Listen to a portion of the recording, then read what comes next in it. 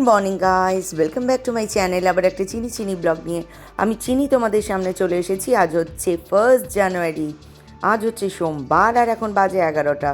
যুব ভারতী ক্রীড়াঙ্গনের পাশ দিয়ে ছুটে চলেছি আমি আমার পক্ষীরাজে করে। কোথায় যাচ্ছি বলছি, তার আগে তোমাদেরকে বলিনি, নতুন বছরের একদম প্রাণ ভরা ভালোবাসার শুভেচ্ছা জানাই সবাইকে। সবার নতুন বছরটা ভীষণ ভালো কাটুক। খুব সুন্দর এখানে একটা পার্কিংয়ের জায়গা আছে, খুব সুন্দর দেখো পার্কিংয়ের জায়গা আছে। আর আমরা চারজনেই চলে এসেছি। চলো মন্দিরের দিকে যাই, যেতে যেতে বকবক করি। চলো আজ কোথায় চলে এসেছি আগে সেটা বলি। আজ আমি চলে এসেছি বিপত্তারিণী চণ্ডীবাড়ি মন্দিরে। তোমরা জানো না এমন তো কেউ নেই। এটা হচ্ছে এসবি দাস রোড, রাজপুর, সোনারপুর, অর্থাৎ সবাই রাজপুর বিপত্তারিণী চণ্ডী মায়ের মন্দির বলেই সবাই জানে। মন্দির সংলগ্ন চারপাশটা তো ভীষণ সুন্দর, ফাঁকা, পরিষ্কার পরিচ্ছন্ন।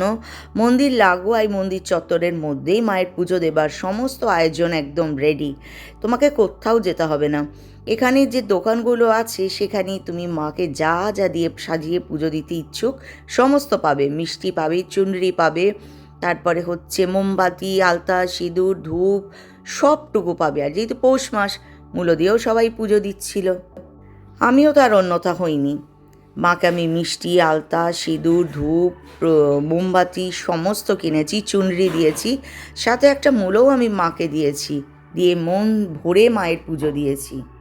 মন্দির পরিসরটা এত বড়, এখানেই সমস্ত পার্কিংয়ের ব্যবস্থা আছে।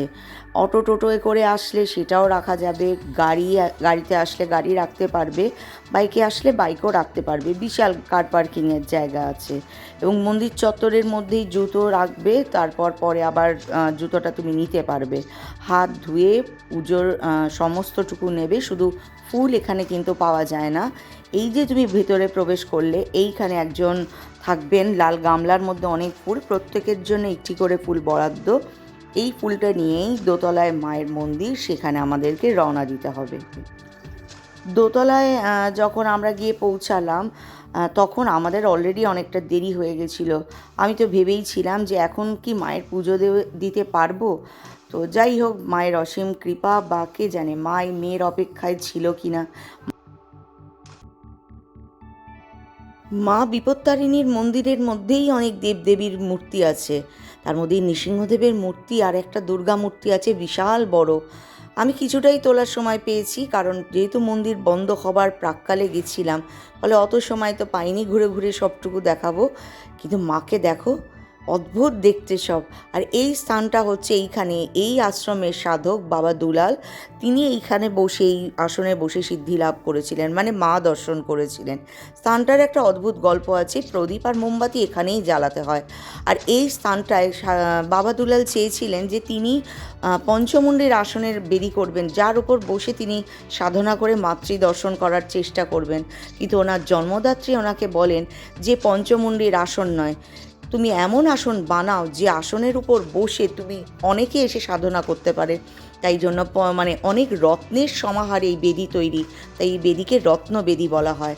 আর এখানে 3 দিন 3 রাত নিরলস সাধনা করার পর মা বিপত্তারিণী, যেটাকে আমরা দুর্গা জানি, তিনি এই শ্যামা রূপে তার সামনে আসেন এবং আদেশ করেন যে এই রূপেই যেন তার পুজো করা হয়। মন্দিরে যখন পুজো দিচ্ছিলাম সব সময় ঠাকুরমশাই বলছিলেন মায়ের চোখের দিকে তাকিয়ে কথা বলবে। দুটো চোখের দিকে তাকিয়ে তোমরা প্রত্যেকে চোখ বন্ধ না করে, চোখ খুলে মায়ের চোখে চোখ রেখে কোনো কিছু প্রার্থনা করো, করে মাকে বলো প্রার্থনা পূরণ হলে প্রত্যেকে মা দর্শনে যাবে। মার চোখ একদম জীবন্ত, কারণ মা এখানে সাক্ষাৎ বিদ্যমান। সাধারণ মা দর্শন করেছি, যেন মা অপেক্ষায় ছিল। আমরা এলাম, অঞ্জলি দিলাম, তারপরে মন্দিরের দরজা বন্ধ হলো। অসাধারণ মা দর্শন করলাম, ভোগ প্রসাদ পেলাম, রত্নবেদিতে গিয়ে পাতি ধরালাম।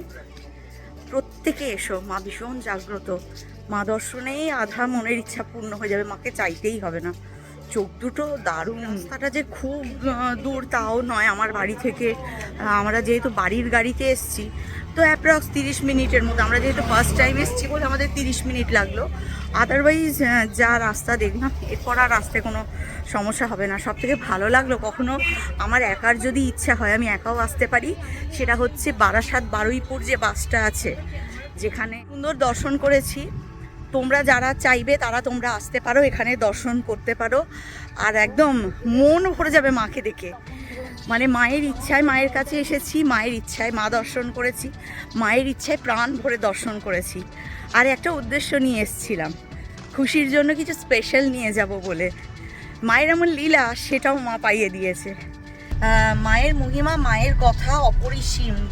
আমি খুব সামান্যতমই তোলবার সুযোগ পেয়েছি। মায়ের মূর্তি তোমাদের সাথে শেয়ার করব। বলে মায়ের চোখের দিকে যদি একভাবে তাকিয়ে মায়ের কাছে যা প্রার্থনা করবে, মা তোমাদের সকল ইচ্ছা পূরণ করবেই করবে। বলে ঠাকুরের ভোগ যেমনভাবেই কেউ রান্না করে দিক না কেন, সেটা মানে একদম অমৃত হয়ে যায়।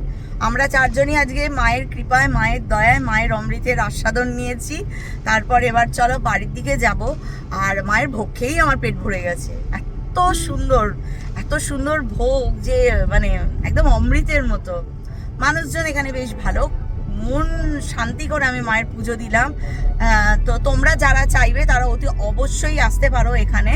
এখানে আসবার জন্য যারা ধরো এয়ারপোর্ট বা ওই দিক থেকে আসছো, তারা তোমরা বারাসাত বারুইপুরে করে সবসময় আসার চেষ্টা করবে। বারাসাত বারুইপুর যেখানে নামায়, সেখান থেকে জাস্ট 5 মিনিটের হাঁটা রাস্তা হচ্ছে মায়ের মন্দির। এদিকে সোনারপুর স্টেশনে হচ্ছে, যারা ট্রেনে আসবে সোনারপুর স্টেশনে নামবে, নেমে সেখান থেকে অটোয় করে তোমরা আসতে পারো, বা হয়তো বা ওখান থেকে বাসেরও ব্যবস্থা হয়তো আছে। তো আমি ঠিক বলতে পারবো না, আমি এখানে জিজ্ঞাসা করছিলাম, তো ওনারা বললেন নিয়ারেস্ট স্টেশন হচ্ছে সোনারপুর। আর যারা 4 চাকায় আসবে তারা তো একদম সোজা গুগল ম্যাপে ফেলে দাও, সোজা চলে এসো। রাস্তার কোনো একা বেঁকা নেই। টুয়ার্ডস, আমি কিন্তু বলছি ধরো এয়ারপোর্ট থেকে মায়ের মন্দিরের কথা বলছি, একদম সোজা বাইপাস ধরে সোজা রাস্তা, কোনো অলিগলি তোষগলি নেই। তো সেই জন্য একদম চলে আসবে। এখানে আসলে ওনারা প্রত্যেকে বলছিলেন একটা অদ্ভুত কথা, যে যখন অঞ্জলি দিচ্ছিলাম বারবার বলছিলেন মায়ের চোখের দিকে তাকিয়ে সব কথা বলুন। মা এতটাই জাগ্রত, তো মায়ের চোখের দিকে তাকালে, মায়ের সাথে কথা বললে মা তোমার কথা শুনবেনই শুনবেন। এখান থেকে কেউ কখনো খালি হাতে ফেরে। তাহলেও তোমরা সবাই চলে আসবে এখানে, এসে দর্শন করবে। আমি এটাই সকলের কাছে প্রার্থনা করব যে মা দর্শনেই কিন্তু সকল বিপদ কেটে যাবে, মনের সকল ইচ্ছা পূর্ণ হয়ে যাবে। এখন আমি ফিরছি বাড়ির দিকে। রাস্তা থেকে আজকের ব্লগ এখানেই এন্ড করে দিই। আশা করি তোমরা সবাই খুব খুব খুব ভালো আছো, সুস্থ আছো, সাবধানে আছো, আর মুখে একটা চওড়া স্মাইল নিয়ে আছো। যে চিনি তোমাদেরকে দেয়, তোমরা সকলের মাঝখানে ছড়িয়ে দাও। নিজের খেয়াল রাখছো, নিজের বাবা মায়ের খেয়াল রাখছো, নিজের ফ্যামিলির খেয়াল রাখছো, আর নিজের বাড়ির পুচকোগুলোর খেয়াল তো অতি অবশ্যই রাখছো। চলো আজকের ব্লগ এইভাবেই রাস্তায় শেষ করি, কারণ 1 জানুয়ারি মা দর্শন করে বছর শুরু করলাম। আমারও বছরটা যেন খুব সুন্দর হয়, মনের সব ইচ্ছা পূর্ণ হয়, সাথে তোমাদেরও যেন মঙ্গল হয়, তোমাদেরও সকল ইচ্ছা যেন পূর্ণ হয়। আর আজকের ব্লগ এখানেই শেষ করি। জয় মাতা দি, জয় মা বিপত্তারিণী। আর